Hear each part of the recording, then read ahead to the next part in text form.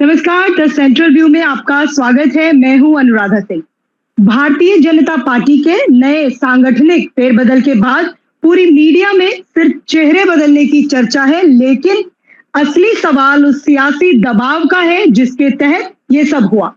एक तरफ सड़कों पर जेन जी और जेन अल्फा का आक्रोश है, राम मंदिर के बाद भी ढहते चुनावी गणित के सवाल है, तो दूसरी तरफ यूपी से लेकर राष्ट्रीय स्तर पर संगठन के भीतर सुलगती खींचतान है।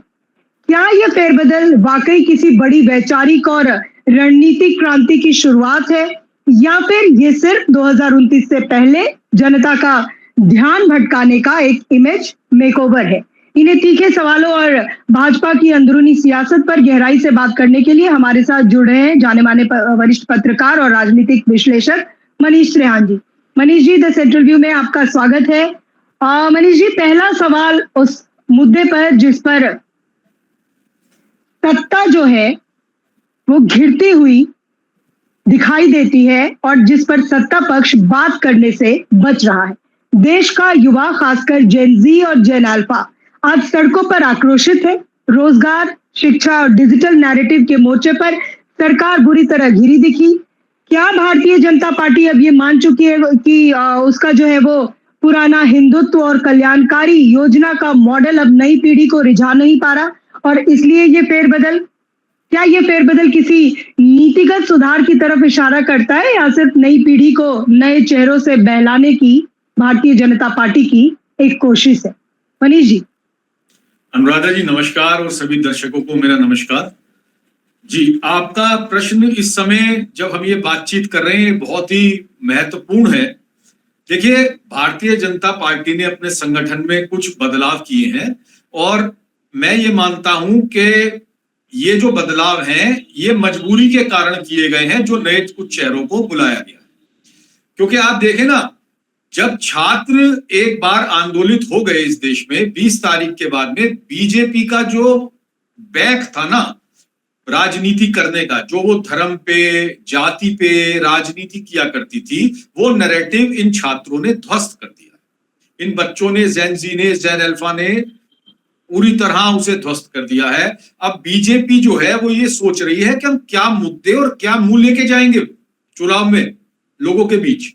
तो इसलिए अब ये नए संगठन को एक कुछ लोग इसमें ऐसे हैं जो पुराने चावल हैं उन्हें नए पैकेज में दिया जा रहा है, कुछ लोग ऐसे हैं जिन्हें नया नया बुलाया गया है। लेकिन इनमें मुझे कोई भी चेहरा, अनुराधा जी, ऐसा नहीं लगा कि जो जेन जी का रिप्रेजेंटेशन हो या यूथ का रिप्रेजेंटेशन हो। और हाँ, चुनावी जो है वो राज्य जो है, जैसे 5 राज्यों में चुनाव है, उनको मद्देनजर जरूर रखा गया है। जैसे यूपी से काफी नेतृत्व लिया गया है, 2 मुस्लिम चेहरों को लाया गया है, और पंजाब से भी कुछ लाया गया है। तो एक ये आगामी जो चुनाव है इनको बांधने की भी एक कवायद की जा रही है बीजेपी द्वारा। अब बीजेपी की अंदरूनी खींचतान है और उनके संगठन में फेरबदल है जी। अनुराधा, और कुछ अहम जो नाम है उन पर भी हम चर्चा कर लेते हैं मनीष जी, जैसे कि अमित मालवीय की छुट्टी होना मुझे लगता है कि इस बात का सीधा सबूत है कि भाजपा का जो नैरेटिव बिल्डिंग का मॉडल है वो पूरी तरह से फ्लॉप हो चुका है। पिछले 11 सालों में जिस तरह की आपने देखा होगा फेक न्यूज, ध्रुवीकरण और ट्रोल संस्कृति को बढ़ावा दिया गया, उसने भारतीय राजनीति और सामाजिक ताने बाने को जो है वो मनीष जी बहुत भारी नुकसान पहुंचाया। लेकिन अब जनता, खासकर डिजिटल रूप से जागरूक युवा जो है, इस नफरती और आक्रामक नैरेटिव को खारिज कर चुके हैं। तो आज जब उनका फेक नैरेटिव बेनकाब हो गया, तो अपनी नाकामी को छुपाने के लिए अमित मालवीय को इन्होंने बलि का बकरा बना दिया। और आप देखिए कि सिर्फ आईटी सेल का प्रमुख बदल लेने से भाजपा की जो नफरती और आक्रामक छवि बन चुकी है वो साफ नहीं होने वाली है। तो मेरा एनालिसिस है, आपका क्या मानना है मनीष जी? अनुराधा जी बिल्कुल ठीक कहा, मैं आपकी बात से सहमत हूं। देखिए, पिछले 11 साल से जो जहर अमित मालवीय बो रहे थे सोशल मीडिया के द्वारा बीजेपी के लिए, और चाहे वो कथित आपके जो आका हैं उससे पूरा मीडिया कंट्रोल कर रहे थे। सुबह वो एक प्रोपोगंडा दे दिया करते थे कि आज ये चलाया जाएगा टेलीविजन पे और सोशल मीडिया पे, आज ये चलाया जाएगा। तो वो जो झूठ देखने वाले लोग थे ना, अनुराधा जी, वो अब ये पूरी तरह समझ चुके हैं कि ये एक फॉल्स नैरेटिव रन कर रहा है। और इसमें देखिए बहुत महत्वपूर्ण ये है कि जब जेन जी आंदोलन हुआ ना, तो बीजेपी को अपने सोशल मीडिया पे जो शक्ति है उसका असली एहसास हुआ कि आप कहीं भी नहीं है उनके सामने। आप ये जो नए बच्चे हैं इनके सामने कहीं भी नहीं है। आप देखिए ना, जो बच्चे जो हैं वो इंस्टाग्राम पे रहा करते थे और ये व्हाट्सएप ग्रुप के आंटी अंकल को व्हाट्सएप पे वो झूठी पिक्चर और स्टोरी वो लगातार चलाए जा रहे हैं 10-11 साल से, जो उड़ चुका है नैरेटिव। अब देखिए आप, ये जो नई जनरेशन है ये तुरंत आपका फैक्ट चेक करती है। जब भी आप इन्हें कोई न्यूज फ्लो करते हैं, कोई फोटो देते हैं, तो ये एकदम उसे चेक करती है कि ये झूठा नैरेटिव तो नहीं।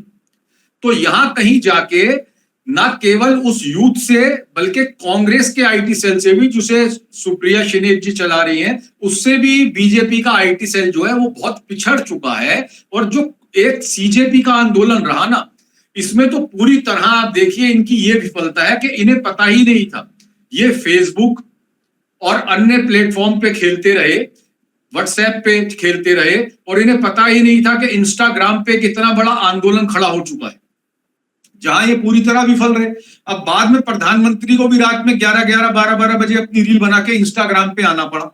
तो ये एक बहुत बड़ा फेलियर माना जाएगा अमित मालवीय का भी और बीजेपी की आईटी टीम का भी। और मुझे लगता नहीं कि अभी ये किसी को भी बदलने अदलने कुछ भी करें। लोग समझ चुके हैं कि ये झूठे नैरेटिव चला रहे हैं। तो ऐसा हो नहीं सकता कि वो इनका फैक्ट चेक ना करें, इनका फैक्ट चेक ना हो। और यूथ जो है वो बहुत तेज है, वो हमसे आगे की जनरेशन है अनुराधा जी, और वो सोशल मीडिया में तो इन्हें पिछाड़ चुका है जी। बिल्कुल। और मनीष जी, एक और सबसे विवादास्पद कदम मैं मानती हूँ कि स्मृति ईरानी को राष्ट्रीय महासचिव बनाकर उत्तर प्रदेश का प्रभार देना।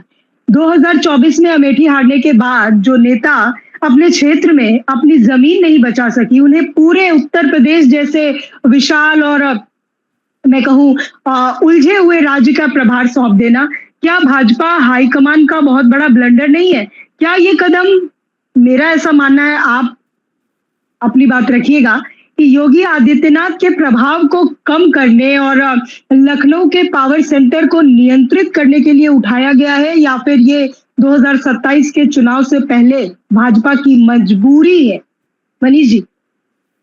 अनुराधा जी, जो आपने कहा, देखिए महिला सशक्त शहरों के रूप में दो लोगों को उनकी वापसी कहूंगा मैं। तो एक तो वसुंधरा राजे सिंधिया है उसमें, जिन्हें हाशिए पे ला दिया गया था, अब उन्हें दोबारा आगे लिया गया है। और दूसरा जो आपने बताया, सास भी कभी बहू थी सीजन 2, तो उन्हें भी दोबारा लाया गया उत्तर प्रदेश में। अब अमेठी की हार के बाद जिस तरह से वो राजनीति से एक तरह से आप कहेंगे कि सन्यासी ले चुकी थी और बीजेपी ने भी उनको बिल्कुल हाशिए पे डाल दिया था, अब बीजेपी इन्हें दोबारा लेके आई है और संगठन में शामिल किया है, वो भी उत्तर प्रदेश के। अनुराधा जी, आपको ये भी याद होगा कि चुनाव के बाद इन्हें बहुत बुरी तरह से ट्रोल किया गया था, पार्टी के बाहर भी और अंदर भी, और इनके पार्टी के नेता भी इनके साथ आके समर्थन में खड़े नहीं हो रहे थे। तब राहुल गांधी ने आवाज उठाई थी कि ये एक महिला है। क्योंकि देखिए, आप अगर स्मृति ईरानी की भाषा को भी देखेंगे तो वो जिस तरह से खड़े होके चिल्ला चिल्ला के चैलेंज कर रही थी राहुल गांधी को, उसके बाद जब वो हार गई और राहुल गांधी के एक रिप्रेजेंटेटिव से ही, राहुल गांधी से नहीं, उनके एक रिप्रेजेंटेटिव से, केएल शर्मा जी से, तो बहुत फजीयत हुई उनकी और वो हाशिए पे आ गई। अब अनुराधा जी, मैं जो मेरा आकलन है वो ये है कि देखिए, कुछ सूचनाएं तो ये भी मिल रही हैं कि वो उन्हें लाया नहीं गया है, वो इनको धमकी दे के आई है। एक तरह से उन्होंने कहा है कि मुझे लाया जाए। और दूसरा इसमें एक प्रमुख बात यह है, आप देखिए कि अब राष्ट्रीय स्तर पे जिस तरह अब ये छात्रों का मुद्दा चल रहा है और जिस तरह से और मुद्दे कोई महिलाओं से रिलेटेड चलते हैं, तो उसके पास, बीजेपी के पास जिस तरह की सुषमा स्वराज एक आवाज हुआ करती थी, उस तरह का कोई मुखर आवाज संसद में नहीं है। ना ही कोई ऐसा नेता है उनका जो किसी विपक्ष की उठाए हुए सवाल को काउंटर कर सके। अब देखिए, अगर उसमें आप कंगना राणावत को लाके कोई ब्याज दिलवाएंगे या किसी इस तरह के नेता को दिलवाएंगे तो उसकी रेलेवेंस नहीं रह जाती। इसलिए आप देखिए कि वसुंधरा राजे और स्मृति ईरानी को जो है वो इसलिए लाया गया है क्योंकि अगर आप कुछ भी कहें उनके शैक्षिक योग्यताओं पे तो सवाल उठ सकते हैं, लेकिन एक अच्छी वक्ता है, वो अच्छा संबोधन कर लेती हैं और बहुत चिल्ला चिल्ला के अपनी आवाज उठा लेती हैं। और इस समय बीजेपी को बहुत आवश्यकता है किसी महिला चेहरे की जो चिल्ला चिल्ला के उनकी आवाज उठा सके। जी, मेरे को तो लगता है इसीलिए उनकी वापसी की गई। मनीष जी, मुझे यहाँ एक और पॉइंट इम्पोर्टेंट लगता है। जैसे आपने कहा कि वो अच्छी वक्ता है, लेकिन वो इंटरव्यू भी उनका देश ने देखा जब कंगना रनावत जी ने, जो जंतर मंतर पर छात्र प्रदर्शन कर रहे थे, उन्हें जनरेशन गटर कहा। तो स्मृति ईरानी जी का एक इंटरव्यू है इंडिया टुडे पर कि वो किस तरीके से उनके बचाव में नजर आई। तो जेनजी अब ये बात भूलने वाले नहीं है। बहरहाल आखिरी सवाल मैं आपसे ले लेती हूँ। राम मंदिर निर्माण के बाद भी भाजपा का जो चुनावी प्रदर्शन है वो कई मौकों पर उम्मीद के मुताबिक नहीं रहा। दतिया भी हमने देखा और बांकीपुर भी देखा, और 2024 का भी हमने देखा था। अब जब आने वाले राज्यों के चुनाव और 2029 का लोकसभा चुनाव सामने है, भारतीय जनता पार्टी लगातार संगठन बदल रही है। सवाल ये है कि क्या सिर्फ चेहरे बदलने से जमीनी हकीकत बदलेगी, या भाजपा उस दौर में पहुंच चुकी है जहां 10 सालों से अधिक की सत्ता विरोधी लहर एंटी इनकम्बेंसी का जवाब अब संगठन के रिस्ट्रक्चरिंग से मिलना मुश्किल है। और जिस तरीके से जो चीजें हुई हैं देश में, चाहे वो जंतर मंतर का आंदोलन था, धर्मेंद्र प्रधान का इस्तीफा था, या फिर तमाम जो राज्यों में भ्रष्टाचार सामने आ रहे हैं, मोदी जी जिस तरीके से दिमागी नक्सल कह रहे हैं लोगों को, सवाल उठाने वालों को, विपक्षियों को, जेनजी को, तो आपको क्या लग रहा है कि ये रिस्ट्रक्चरिंग भी अब काम नहीं आने वाली है क्या? अनुराधा जी, पहले तो मैं जो पहले हमारी बात हो रही थी उसका आपने जो अर्थ लिया, मैं उस पर थोड़ा सा स्पष्टीकरण दे दूं। मेरा कहने का मकसद ये था कि स्मृति ईरानी जी एक अच्छी वक्ता है। हाँ, वो मैं समझ गई। हाँ, वो एक सटायर था, बिल्कुल वो एक मैं समझ गई। कह रहा कि उनकी सोच क्या है और नहीं, मैं समझ गई किस तरह से बोल रही हैं, और चाहे वो गलत भी बोलती है लेकिन वो बहुत चिल्ला चिल्ला के और मुखर होके बोलती है। मेरा कहने का अर्थ ये था। तो अब मैं आपके सवाल पे आता हूँ अनुराधा जी। देखिए, बीजेपी हर एक पॉलिटिकल पार्टी या बीजेपी भी, वो जैसे अब नितिन नवीन आए तो वो अपनी नई कार्यकारिणी बनाएंगे, अपनी टीम बनाएंगे, और हर एक पार्टी को अधिकार है वो अपने हिसाब से अपनी टीम का गठन करती है देखते हुए। लेकिन देखिए, ये जो छात्रों की राजनीति में एंट्री हुई है, सीजेपी कोई राजनीतिक दल नहीं है, छात्र भी कोई राजनीतिक दल नहीं है, लेकिन उन्होंने इस तरह से इस देश की राजनीति को प्रभावित कर दिया है अपने मुद्दों को लेके कि ये किसी भी चेहरे को ले आए, ये किसी को भी ले आए। अब ये इस नैरेटिव को दबा नहीं पाएंगे, ये इनकी मांगों को दबा नहीं पाएंगे जब तक इसका कोई हल नहीं निकलेगा। अनुराधा जी, मैं तो इससे एक कदम और आगे जाके ये भी कहना चाहता हूं कि अगर ये सरकार हट जाती है और कोई और भी सरकार आ जाती है ना, तब भी इन मुद्दों को, इन समस्याओं को एड्रेस तो करना पड़ेगा, वरना उनके लिए भी ये परेशानियां खड़ी हो जाएंगी। तो चेहरे आप बदलें या ना बदलें, देखिए कमोवेश वही लोग हैं, वही विचारधारा है, ये इनकी इंटरनल एडजस्टमेंट है चुनावों को देखते हुए, कार्यकारिणी में परिवर्तन को करते हुए। और जिस तरह से आज भी अगर ये एक हार्ड लाइन ले रहे हैं हमारे बच्चों के लिए, जिस तरह उनको, जो बुद्धिमान लोग हैं उन्हें दिमागी नक्सल कहा जा रहा है और तरह तरह से उनको संबोधित किया जाता है, किसान आते हैं तो उन्हें भी आंदोलन जीवी बताया जाता है, खालिस्तानी बताया जाता है, विभिन्न प्रकार से जिस तरह आवाज उठ रही है, तो उनको दबाने के लिए आज भी ये कहा जा रहा है कि स्कूलों में एंट्री बैन कर दी जाए, वहां फोटो, मतलब समस्या को समाधान की ओर नहीं बढ़ रही है अभी भी सरकार, उसको दबाने की ओर बढ़ रही है। आज भी उनकी जो दृष्टि है वो यही है कि इस आवाज को दबाया जाए, तो ये ठीक नहीं है, इससे तो इनको निकलना पड़ेगा। ये चेहरे कितने भी बदलें, संगठनात्मक जितने भी बदलाव कर लें, अपने मंत्रिमंडल में बदलाव कर ले, लेकिन बात वहीं की वहीं रहेगी। अगर अब ये देश की नीतियों को नीचे तक नहीं पहुंचाते, केवल लाल किले से हवाबाजी होती है, केवल भाषणों में झूठे आश्वासन दिए जाते हैं और जनता तक वो नहीं पहुंच पाता, तो मैं नहीं समझता कि ये सरकार के ज्यादा दिन रह गए हैं। इनको आने वाले समय में इसका खामियाजा भुगतना पड़ेगा। और इसी का आप उदाहरण देख रहे होंगे कि देखिए, दबी जुबान से कहीं कहीं ये मीडिया में प्रचारित कराया जा रहा है कि आने वाले यूपी के चुनाव में 50,000 रुपए जो है वो महिलाओं के खाते में डलवाए जाएंगे। तो इस तरह के कदम इन्हें इसलिए उठाने पड़ रहे हैं क्योंकि राम मंदिर का जो मुद्दा उत्तर प्रदेश में हुआ है वो भी जनता भूली नहीं है अभी।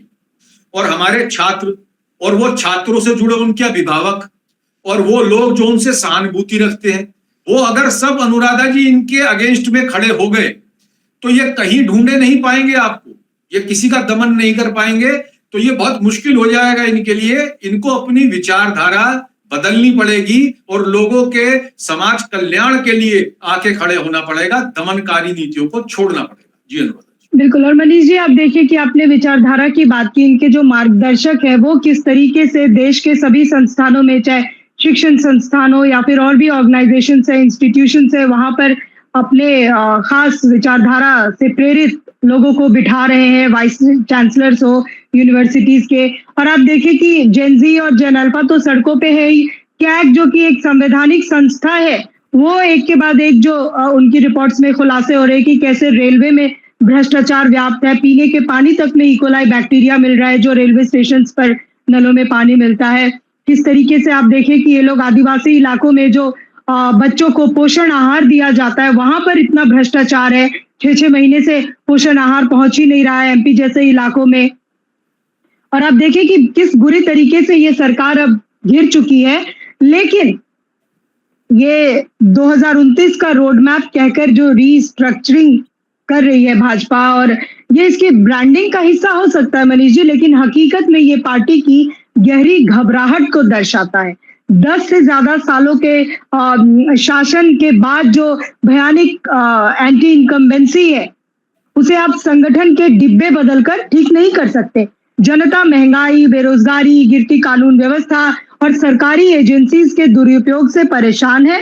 भाजपा को लगता है कि नए चेहरे लाओ, थोड़ा मार्केटिंग करो और चुनाव जीत जाओ, लेकिन इस बार जमीनी हकीकत बदल चुकी है। इस बार ऐसा नहीं होने वाला है। बहरहाल आज की इस चर्चा में शामिल होने के लिए मनीष जी बहुत बहुत धन्यवाद आपका, और हमारे दर्शकों का भी बहुत बहुत धन्यवाद।